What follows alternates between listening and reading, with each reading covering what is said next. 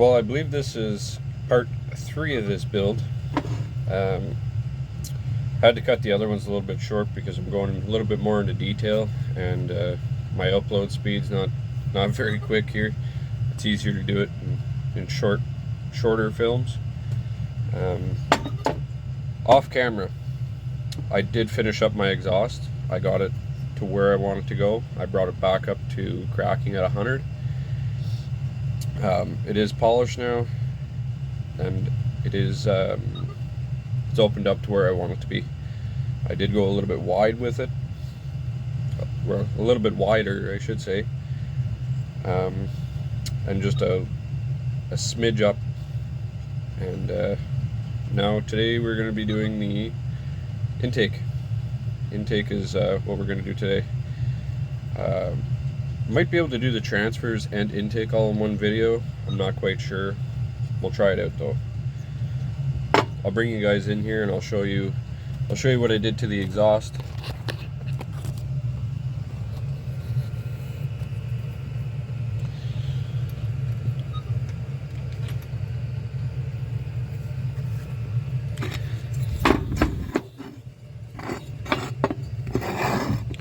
Okay, see, it's all nice and shiny now. Then it's opened up to where I want it to go. Remember I told you don't go past these lines here, because that's where your other exhaust goes onto. And I left some meat here so it won't break off or anything. But that's what she looks like now inside. Yeah, you can see how I went a little bit wider on the inside. Not a whole lot though, because I still want this to be very reliable. So piston wear, stuff like that. So that's how that's gonna stay.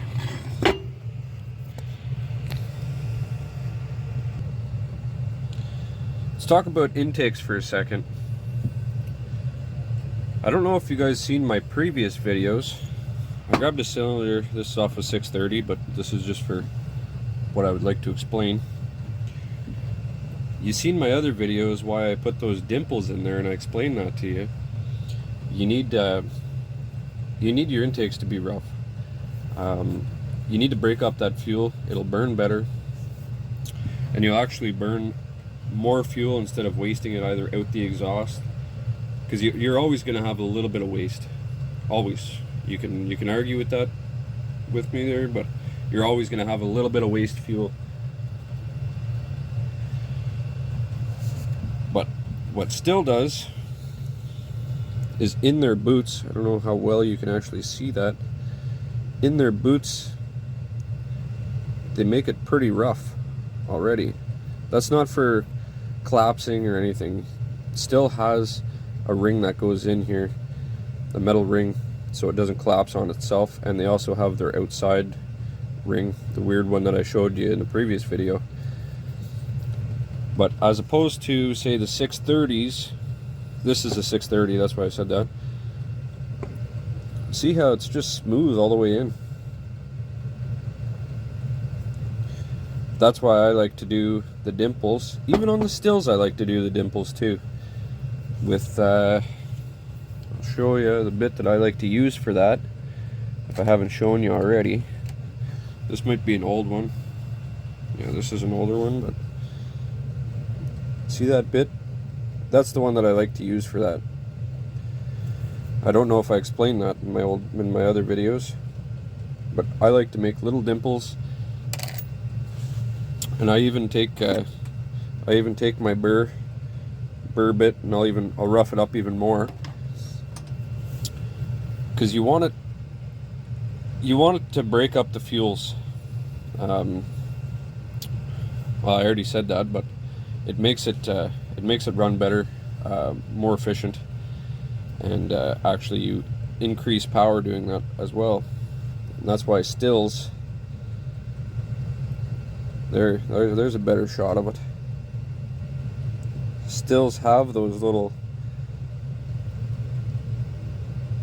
indents, or whatever you would want to call, to atomize the fuel better. But not a lot of people talk about that, actually. that's why I put the dimples in there. I like it better like that. So let's get into the intake on this cylinder. I'm not going to raise it,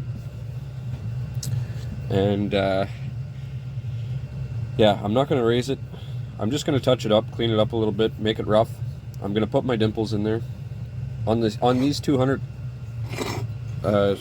T's. Let's move this camera, move this light over a little bit.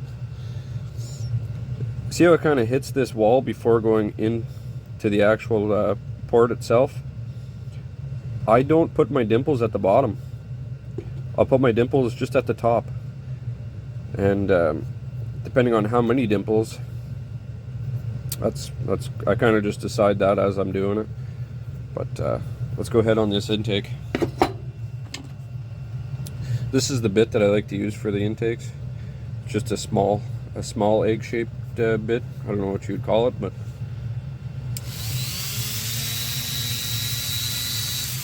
give me a second. I gotta get my glasses.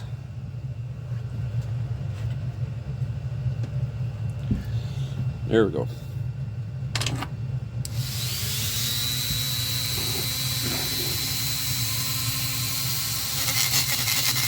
See how I'm not actually cutting any material out?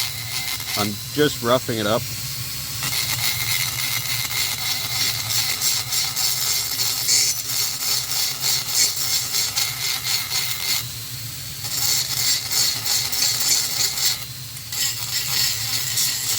I'm not hitting any numbers at all.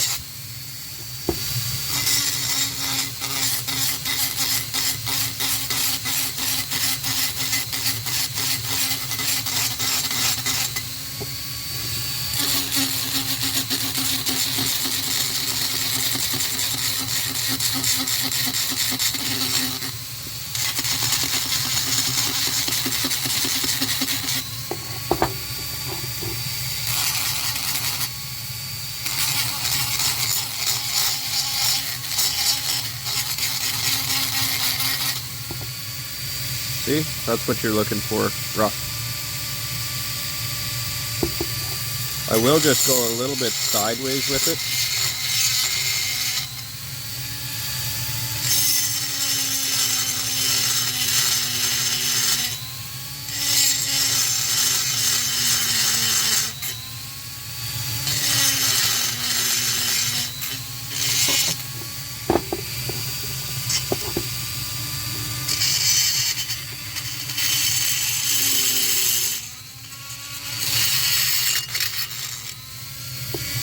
Very hard. I'm trying to look through the camera at the same time.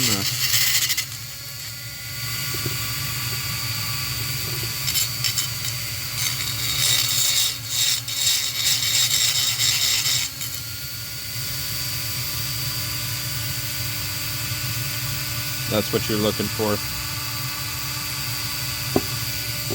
I'll go ahead and change the bit. Put my dimples in there.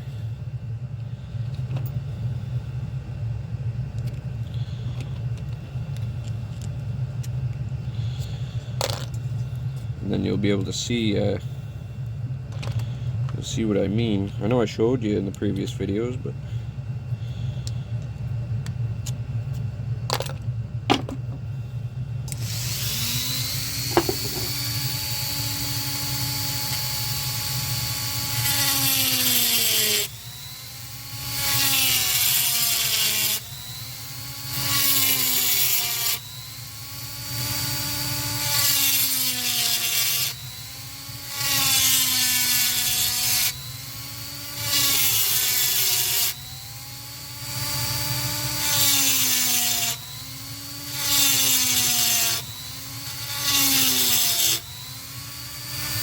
you don't have to go real deep with it. 'Cause if you go too deep, you might get, depending on what type of oil you're using, you might get oil that'll either kind of stay in there or whatnot, but that's what you're looking for. It looks a lot deeper on camera, but it's really not that deep. Here's a pen in comparison. See, it's really not that deep. It looks really deep on the camera though. Weird.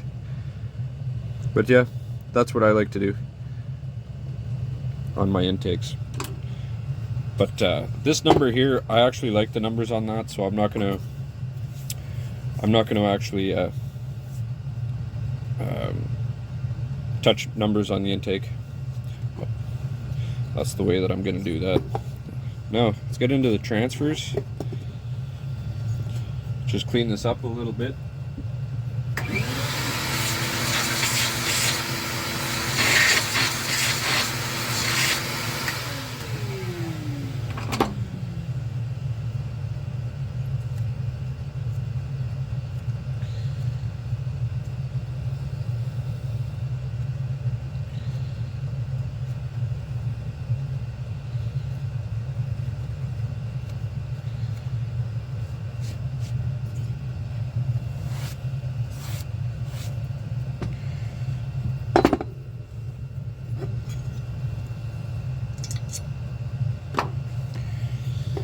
Okay,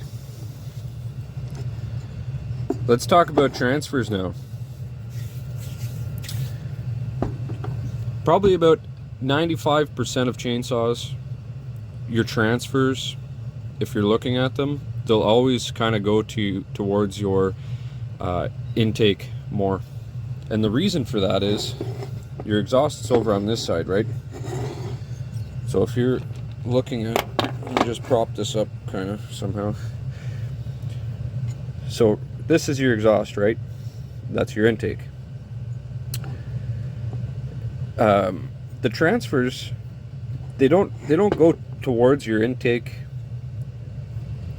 You know, you'd think that if you don't know about saws, you'd think you know, maybe the fuel and stuff will go in and go fed into here, but no, that's not how it works. This actually doesn't see that part.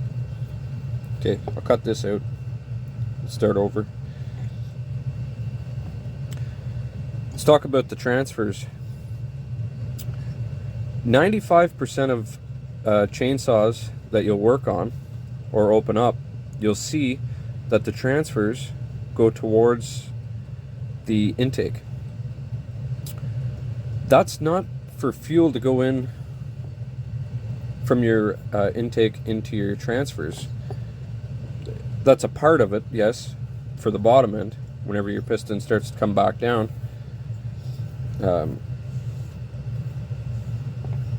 Okay, I'll cut that out too. Let's start over again. Okay, let's talk about transfers. 95% of saws that you'll work on or take apart, you'll see that the transfers always get kind of fed towards the intake. And that is for whenever your piston comes down. Okay, you're looking at this upside down. Whenever your piston comes down, it shoots fuel through your transfers, through the sides of your piston, depending on what saw you're working on, go up your transfers, and then it'll actually wrap around. It'll come like this, and then through your exhaust, it actually pushes a little bit of fuel out to get rid of excess exhaust and stuff like that. So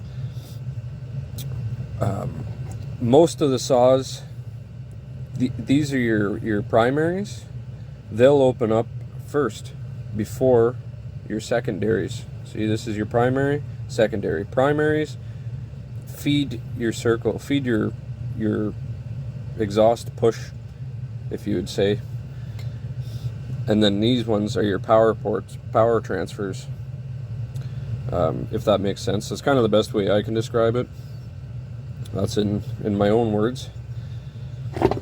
But moral of the story is primaries, secondaries. I am just going to round these. I like to round them up here, just so it, I'll get a pointing stick and I'll show you a bit more. See, your fuel goes in and then bang, hits a wall. See if I can get you on here. See, it hits the wall.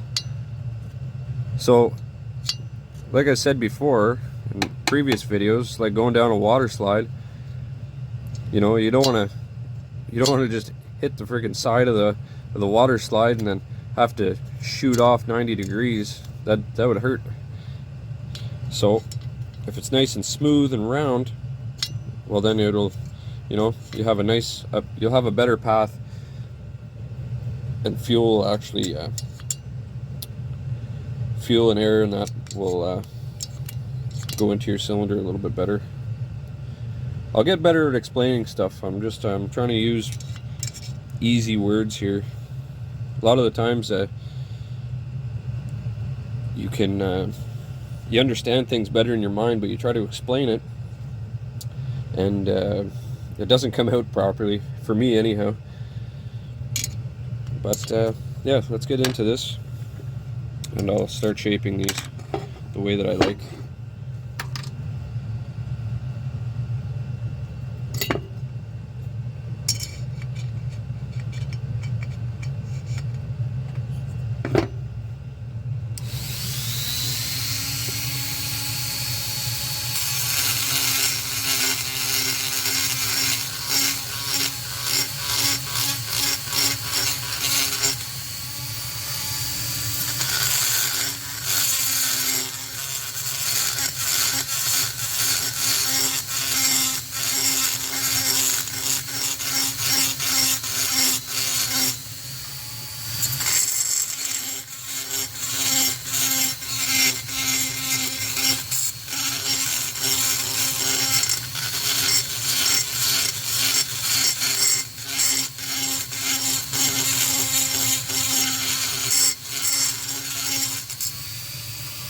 These saws here, they're actually kind of nice because you don't need to use your, you know, you don't have to switch your end to the 90s and that.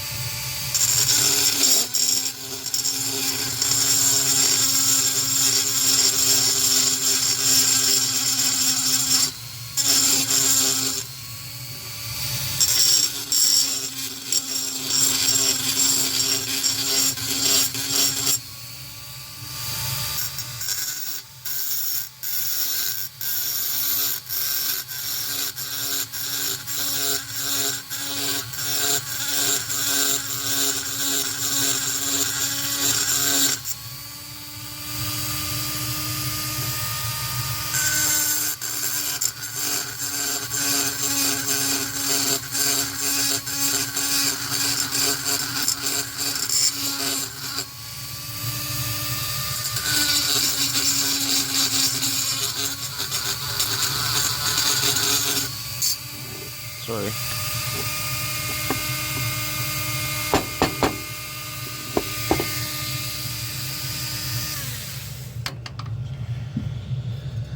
There, that's it for my upper transfers. That's all I want to do. See, I just rounded off the corners a little bit up top, so it's a nice smooth transition. And then I opened up my secondary just a little bit, and my primary I just knocked off the corner. See if you can focus here. Yeah, there you go. See, I just knocked off the corner there, and the corner on the secondary as well. So I'll put you on pause and I'll do up the other side and I'll show you whenever I'm done.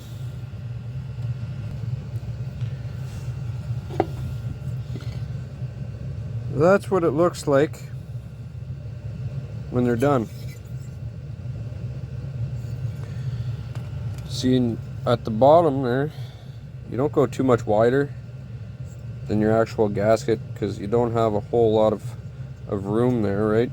So I actually didn't touch the bottom of here at all, but I did cut these down a little bit and I angle them.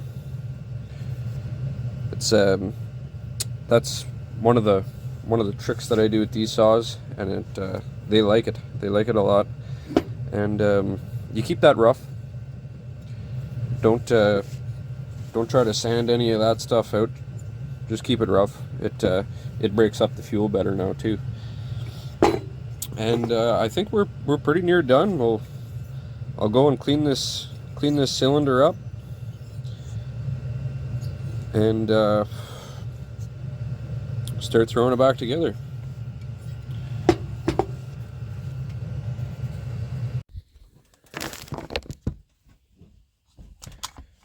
Well, this saw is complete. It is ready to go. I have cut with it already. My apologies, I didn't get it on video. You won't get a video of this saw running, I don't think. Well, I can start it up right now, but you won't see it like actually cutting into wood. The guy needs it back there. But anyhow, I'll start it up, take a listen. I already tuned it and everything too, so.